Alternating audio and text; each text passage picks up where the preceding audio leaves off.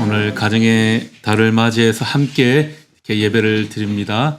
이 목사님들이 전도하는 이유를 알겠어요.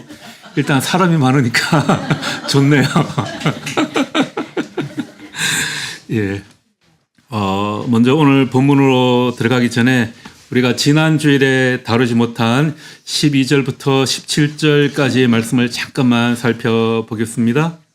우리가 지난 주일에 나눴던 내용이 그것이었죠. 바울이 두려움으로 가득 차 있을 때 주님이 환상 가운데 나타나셔서 말씀하셨습니다. 두려워하지 말며 잠잠하지 말고 말하라. 내가 너와 함께 있음에 어떤 사람도 너를 해롭게 할 자가 없을 것이다. 주님께서 이렇게 약속하셨습니다. 주님의 이 말씀은, 이 약속은 말로만 끝나지 않습니다.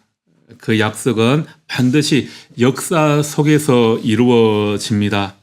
12절 말씀에 보면 유대인들이 이 바울을 한마음으로 잡아서 법정으로 끌고 갑니다.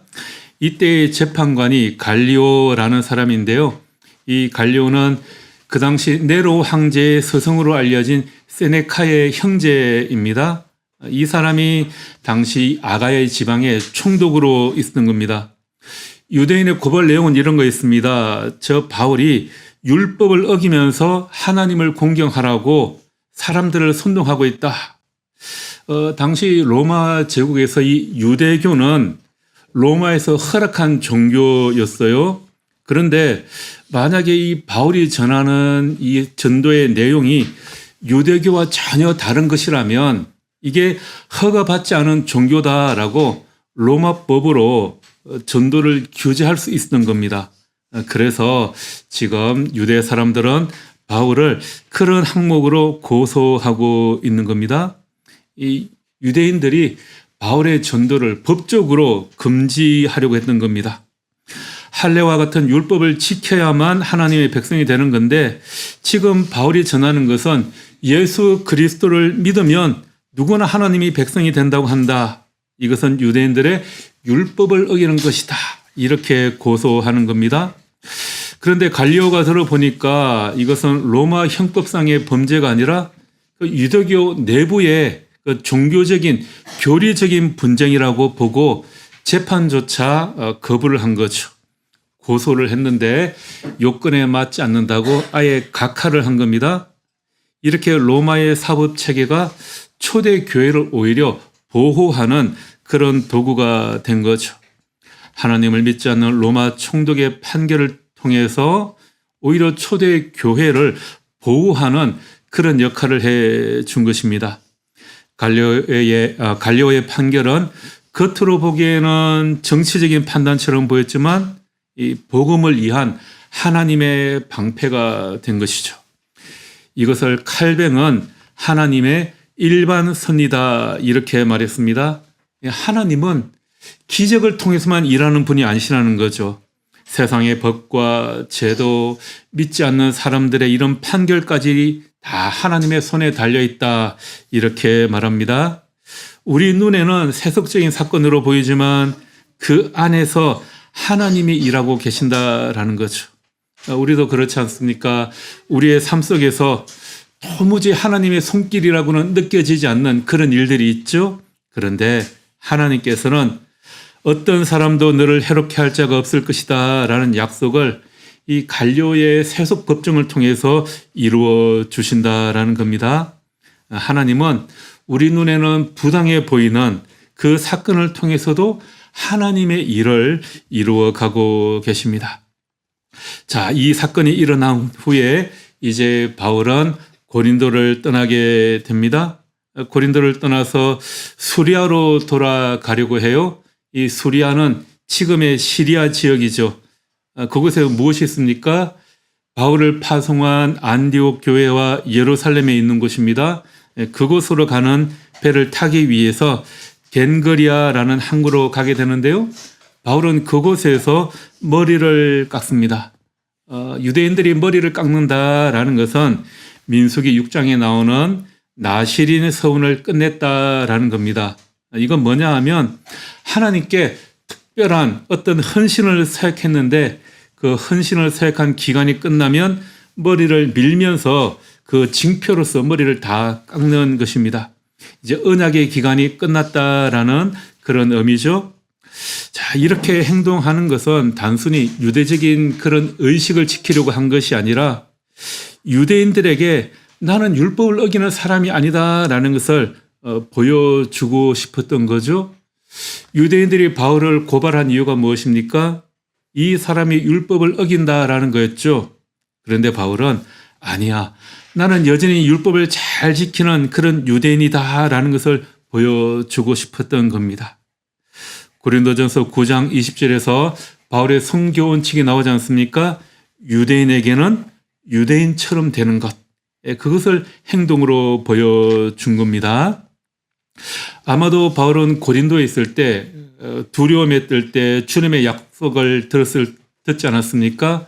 그렇게 주님의 약속을 듣고 서원을 하지 않았을까 그렇게 생각을 됩니다. 하나님께서 그렇게 약속하시니 제가 이곳에서 열심히 복음을 전하겠습니다. 그렇게 헌신을 했겠죠. 그리고 서원이 완성되면 예루살렘에 올라가서 머리를 밀고 제물을 드리면서 그 자른 머리카락도 함께 태워서 올려드려야 했는데 지금 바울은 시간상 그렇게 되지 않았던 것 같아요. 그래서 서원 기간이 끝나기 전에 예루살렘에 도착하지 못한 겁니다. 그래서 서원이 끝난 그 시점에 갱그리아에서 머리를 깎고 이제 그 머리카락을 잘 보관해서 가지고 예루살렘까지 올라가려고 했던 겁니다. 아마 바울은 그랬겠죠. 주님, 당신이 함께 하신다면 저는 이 땅에서 당신의 말씀을 전하겠습니다. 그렇게 서원을 하고 1년 6개월 동안 고린도에서 복음을 전했을 겁니다. 그 서원 기간이 끝나고 이제 갱그리아에서 머리를 밀게 된 것이죠. 그리고 예루살렘을 향해 떠나게 됩니다.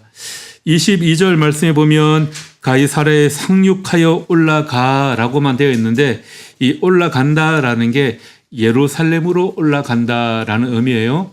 여러분들 성경에서 올라간다라는 표현이 나오면 그거는 무조건 예루살렘으로 올라간다 그런 의미입니다. 그렇게 예루살렘에 들렀다가 안디옥까지 가는 그런 여정을 준비하고 있는 겁니다. 그렇게 예루살렘으로 가는 도중에 백길이 머니까 잠깐 에베소라는 도시에 머물면서 또 복음을 전도합니다. 그곳 사람들은 바울이 좀 오래 머물면서 하나님의 말씀을 가르쳐 주기를 원했습니다. 그런데 바울은 예루살렘에 올라가서 이제 소원한 것을 마무리를 해야 되니까 또 예루살렘 교회도 둘러보고 안디옥 교회에 올라가서 자기를 파송한 교회니까 보고도 해야 되니까 잠깐 머물다가 아쉽지만 작별 인사를 합니다. 21절에 나오죠. 그러면서 하는 말이 무엇입니까? 하나님의 뜻이면 내가 다시 돌아오겠습니다. 바울은 3차 선교 여정을 준비하고 있었죠. 그런데 그 계획의 주인이 자기가 아니라 하나님이라는 것을 알고 있었습니다. 그래서 여러분, 나도 정말 이 에베소에서 복음을 전하고 싶고 다시 돌아오고 싶습니다. 그러나 그것은 내 뜻이 아니라 하나님의 뜻에 달려있는 것입니다. 이렇게 말하는 거죠. 그리고 실제로 바울은 에베소에 이제 다시 돌아와서 3년 가까이 복음을 전하게 됩니다. 하나님의 뜻이라면 여러분의 가정에서 세운 계획도, 자녀들의 계획도, 여러분들의 삶의 방향도, 또 우리 교회의 계획도 다 하나님의 뜻이라면 이 고백 위에 세워질 수 있기를 소망합니다. 하나님의 뜻이면 하나님이 바라시는 일이라면 하나님께서 이루어 주실 것입니다. 하나님의 뜻이라면, 하나님이 바라시면 저도 일산으로 돌아오기를 그렇게 소망합니다. 여러분, 그 일을 위해서 기도하시고요. 이럴 때는 아멘 하셔도 됩니다. 우리 교회는 워낙 아멘을 안 해서. 예, 그렇게 바울은 에베소를 떠나게 되는데 자기 혼자만 떠나요. 그리고 에베소에 브리스길라와 아굴라 부부를 두고 떠납니다. 이 부부는 고린도에 있을 때 바울에게 자기 집을 내어 주었습니다. 이제 에베소에 와서도 그들의 가정은 에베소 교회의 거점이 됩니다. 바울은 이렇게 에베소를 마음 가볍게 떠날 수 있었던 이유가 무엇일까요? 그곳에 브리스길라와 아굴라 부부를 남겨두었기 때문입니다. 바울이 3차 전도 여정에서 에베소에 들어와 3년 가까이 머물게 되죠. 그때 바울이 고린도 교회를 향해서 편지를 쓰게 되는데요. 고린도 전서 16장 19절에 이렇게 이야기합니다. 아굴라와 브리스가와 그 집에 있는 교회가 주 안에서 너희에게 간절히 문안하고. 여러분, 아굴라와 브리스가는 브리스길라를 말하는 거죠. 그 집이 교회가 되었다라는 겁니다. 바울이 떠나면서 남겨둔 그들의 집에서 에베소 교회가 시작되었습니다. 유대 사회에서 이 가정이라는 것은 단순히 그냥 가족이 살아가는 그런 공간이 아니라 신앙교육의 중심이었고 율법을 전수하는 그런 핵심 공간이었습니다. 그러니까 초대교회라고 하면 어떤 새로운 종교 시스템이나 교회 건물을 새로 지은 것이 아니라 이 가정에서 시작되는 공동체가 바로 교회였습니다. 여러분들의 가정이 그런 교회가 되기를 소망합니다. 자, 이제 그 교회에 아볼로가 등장하는데요. 24절 말씀을 우리 함께 한번 읽어볼까요? 24절입니다. 알렉산드리아에서 난 아볼로를 하는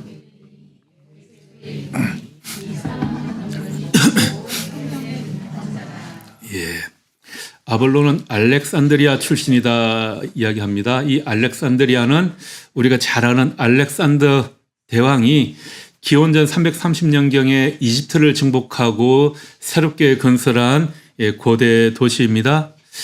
바울 당시에는 로마 제국에서 로마 다음으로 아주 번성하고 큰 도시였어요. 또 이곳에는 디아스포라 유대인들이 제일 큰 공동체를 이루고 있었고요. 그 당시 세계 최대의 도서관이 있는 곳이었습니다.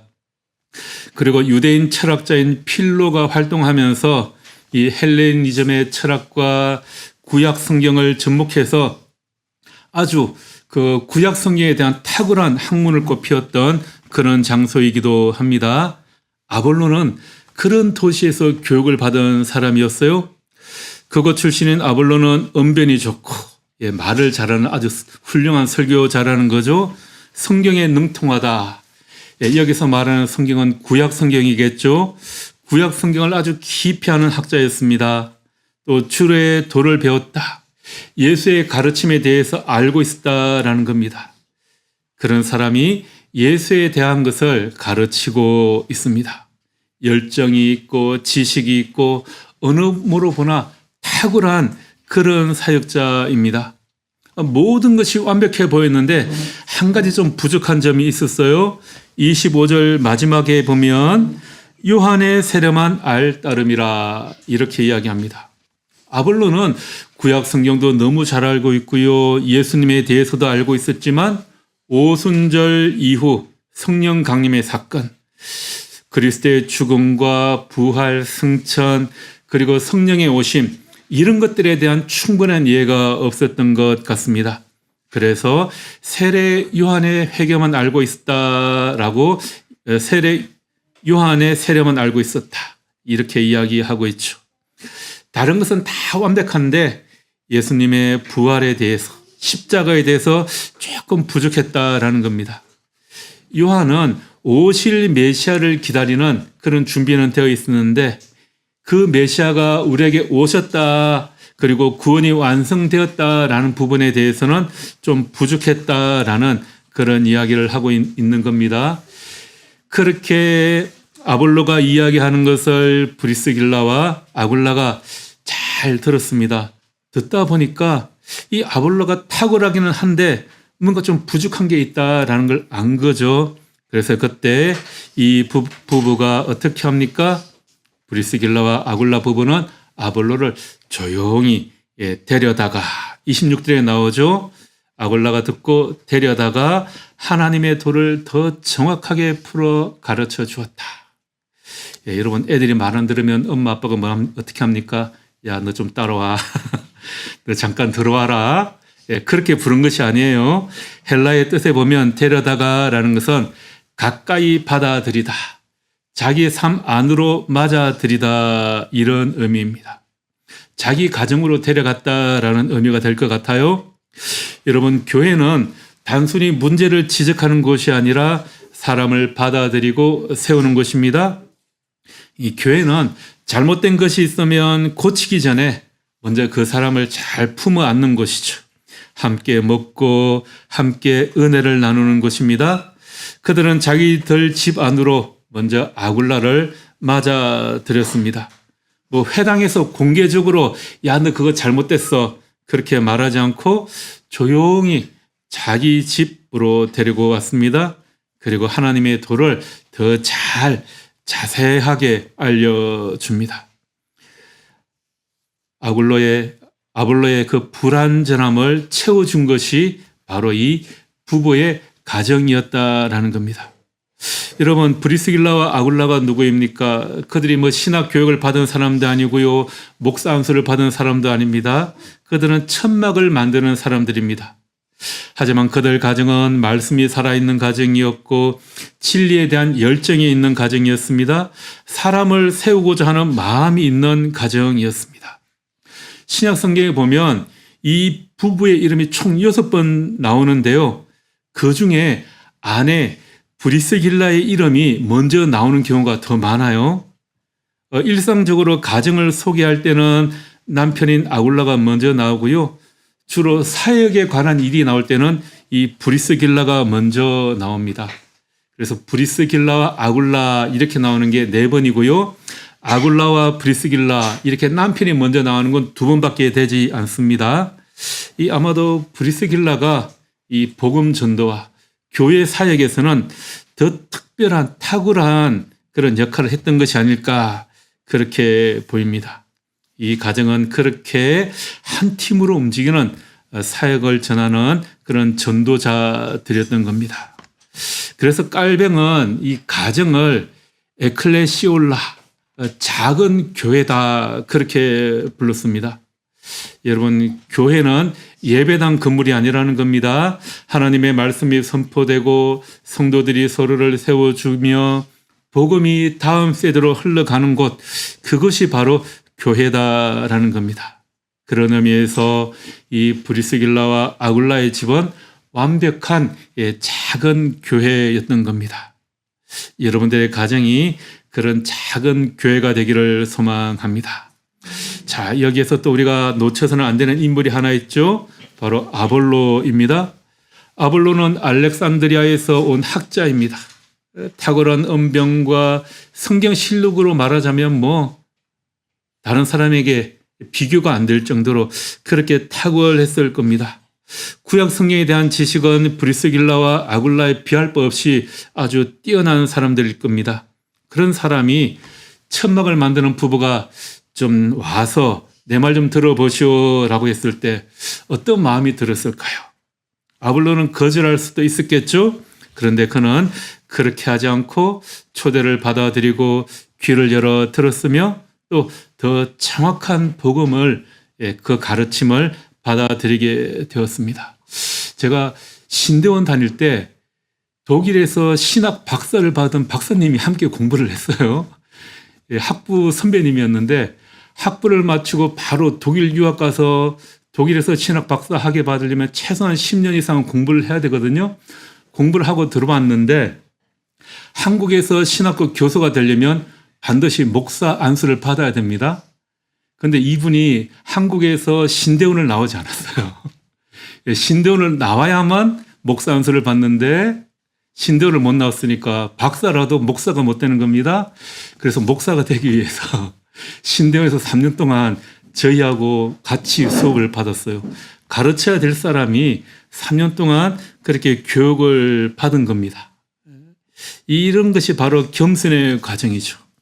진정한 겸손은 자기를 낮게 보는 것이 아닙니다.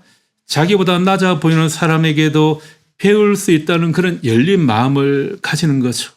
그 겸손이 아볼로를 더 위대한 사역자로 만들어 주었던 겁니다. 이렇게 하나님의 나라는 낮아짐을 통해서 높아지게 됩니다. 겸손을 통해 영광에 이르게 되는 거죠. 아볼로는 천막을 만드는 그 사람들 앞에서 낮아짐으로 인해서 더 훌륭한 전도자가 되었던 겁니다. 자, 그리고 나서 아볼로는 이제 아가야로 건너가겠다고 합니다. 그러자 어떻게 합니까? 에베소 형제들이 그쪽 교회에 편지를 써서 우리 아볼로를 좀 따뜻하게 맞아 주십시오라고 추천의 편지를 보냅니다. 그 에베소의 형제들이 누구입니까? 브리스길라와 아굴라 가정을 중심으로 모였던 교인들이었습니다. 그 가정이 신앙 공동체를 만들고 이제 그 신앙 공동체가 아볼로를 다음 사역지로 파송까지 하게 된 것입니다. 이 아가야라는 것은 지역의 이름이고요. 아볼로는 아가야 지방에 있는 그 아가야 지방의 수도인 고린도로 가게 됩니다. 바로 이어지는 19장 1절 말씀에 보면 아볼로가 고린도에 있다라고 이야기하고 있습니다. 자, 그렇게 고린도에서 아볼로의 사역의 결과가 무엇이었습니까? 27절, 28절 말씀에 나오죠. 그곳에 가서 믿는 자들에게 많은 유익을 주었다. 그렇게 이야기하고 있습니다. 이미 그 교회에서 믿음을 가진 사람들에게 큰 도움을 주었다. 그 바울이 그곳에 있다가 전도를 했지만 뭐 금방 떠나야 했지 않습니까? 그래서 교회가 생기기는 했는데 제대로 가르침을 못 받았을 겁니다. 그런데 그곳에 아볼로가 가서 많은 도움을 주게 되었다라는 거죠. 브리스길라와 아굴라에게 배운 그 복음에 대한 은혜를 이제 고린도 신자들에게 더 잘 가르칠 수 있게 되었던 겁니다. 또 힘있게 유대인의 말을 이겼다라고 합니다.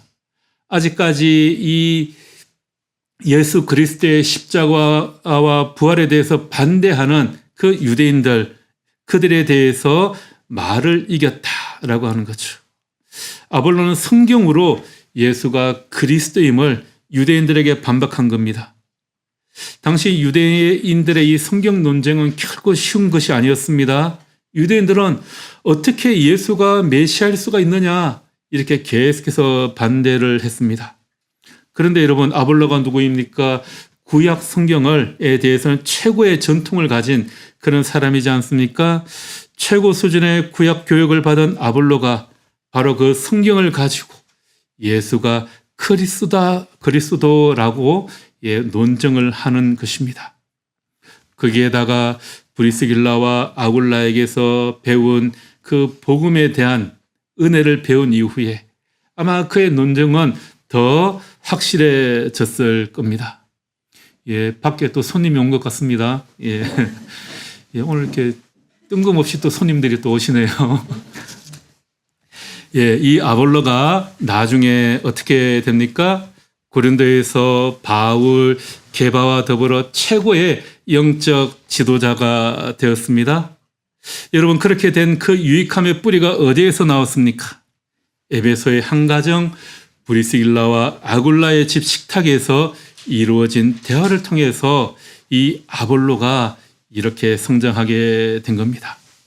여러분, 한 가정이 이렇게 한 사람을 품었을 때 그 영향이 고린도 교회 전체에 미치게 된 것입니다. 하나님의 은혜는 이렇게 흘러가게 됩니다. 한 가정을 통해, 사람을 통해, 그리고 말씀을 통해 공동체 전체가 살아나게 되는 겁니다. 여러분, 이렇게 아볼로의 사역이 일어날 수 있었던 것은 한 가정의 헌신 때문이었습니다. 그 가정은 또한 작은 교회였습니다. 올 첫 주일 우리가 이렇게 가정주일로 예배를 드리는데요. 마침 오늘 우리 가족들이 이렇게 많이 모였습니다. 우리 모든 이 교회 가정 모두가 이렇게 브리스길라와 아굴라의 가정처럼 말씀과 헌신이 있는 그런 작은 교회가 되기를 소망합니다. 그곳에서 말씀의 나눔이 있었고요. 그 말씀의 나눔이 아볼로를 바꾸었고 그 아볼로를 통해서 또 고린도 교회가 더 튼튼히 세워지게 되었습니다. 그 모든 열매는 이 에베소의 한 가정에서 시작이 되었습니다. 우리가 자녀들에게 또 손주들에게 전하는 이 복음이 다음 세대를 통해 어디까지 흘러갈지 우리는 알 수 없습니다. 그러나 하나님께서는 다 아실 것입니다. 오늘 우리 가정에서 드려지는 이 기도 하나, 나누는 말씀 하나가 우리가 상상하지 못할 열매를 맺게 해 줄 줄 믿습니다. 브리스길라와 아굴라의 집이 바로 그런 교회였습니다. 여러분들의 집도 그런 작은 교회가 되기를 기도합니다. 여러분의 집이 말씀이 살아있는 가정이자 교회, 사람을 세우는 가정이자 교회, 또 복음이 다음 세대로 흘러가는 가정이자 교회가 되기를 주님의 이름으로 축복하며 기도합니다. 기도하겠습니다. 하나님 아버지, 오늘 우리에게 브리스길라와 아굴라의 가정을 보여주셨습니다. 그들이 특별해서가 아니라 주님의 말씀에 순종하고 가정을 열었기에 주님께서 그들을 하나님의 도구로 삼아 주셨습니다. 우리 모든의 교회의 모든 가정도 그런 가정이 되기를 원합니다. 말씀이 살아있고 사람을 세우며 복음을 다음 세대로 흘러가게 하는 그런 가정이자 우리 모든 집들이 작은 교회가 되게 하여 주옵소서. 예수님 이름으로 기도합니다. 아멘.